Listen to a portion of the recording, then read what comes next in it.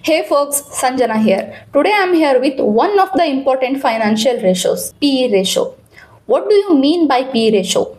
That means price per earning ratio. To calculate this PE ratio, we need the formula market price per share divided by earnings per share, that is EPS. Market price per share of the company you will get easily online on many websites. Then how to calculate this EPS?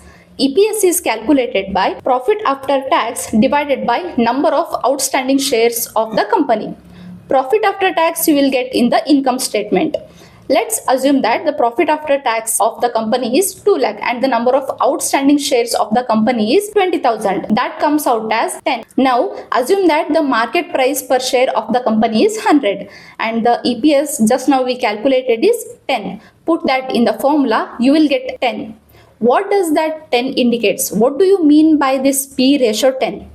That means I am ready to pay 10 times extra of my earnings. In another way, to make it more simpler, I am ready to pay 100 rupees to earn 10 rupees. How to analyze this? Now in our example, the P ratio is 10. How to know this, whether this is a good P or bad P, or it is a low P or a high P? Ideally, if the P ratio is low, that means stock is cheap. If the P ratio is high, that means stock is expensive. But it is always not like that. There are many reasons for that, and there is no such standard P ratio. Like if the P ratio of a company is above this, that is high P ratio. If the P ratio of a company is below this, that is low P ratio. No, nothing as such. So always compare it with its competitors. Let's take in FMCG industry. Let's assume that you are analyzing Nestle India. Who may be its competitors? ITC, Britannia, Hindustan Unilever. So always compare the P ratio of the competitor P ratio,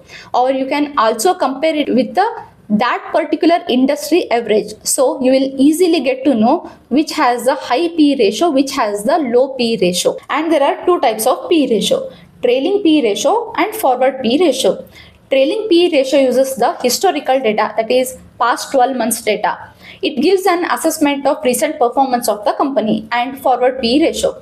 Forward P ratio is calculated by expected DPS of next 12 months. It is valuable in evaluating high growth companies and the businesses that are undergoing major transitions. So yes, that's it about P ratio. If you found this video helpful, like the video and subscribe the channel. See you in the next one.